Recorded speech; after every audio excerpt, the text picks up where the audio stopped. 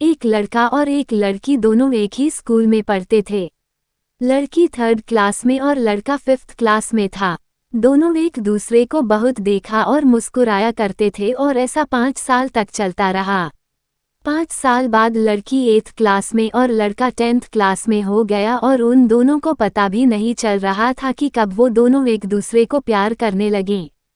तभी एक दिन लड़के ने सोचा कि अब हम अपने प्यार का इजहार कर ही देते हैं।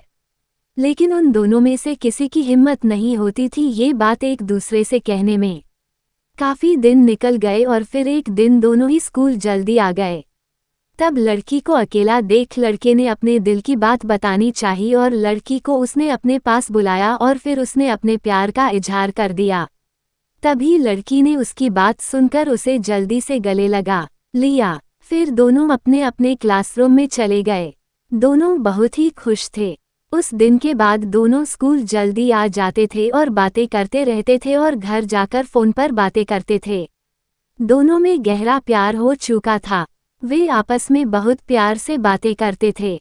लड़का लड़की को बिल्ली बुलाता था और लड़की लड़के को बंदर बुलाती थी। उनके प्यार का कोई ठिकाना नहीं था।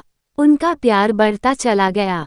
फिर एक दिन जब स्कूल का लास्ट डे था, तब दोनों ही स्कूल में बैठे थे।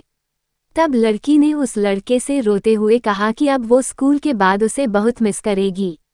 लड़के ने उससे कहा कि तू अभी रो मत और बस अपनी आगे की पढ़ाई पर ध्यान देना। तभी दोनों ने एक दूसरे को गले से लगा लिया।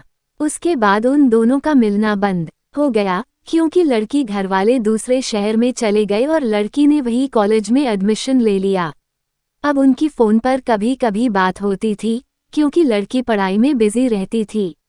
उसके बाद 3 साल तक उनकी ऐसे ही थोड़ी थोड़ी बात होती रहती थी।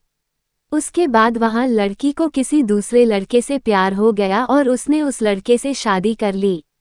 जब लड़के को ये बात पता चली तो वह बहुत रोया बिकॉज़ वह उससे बहुत प्यार करता था।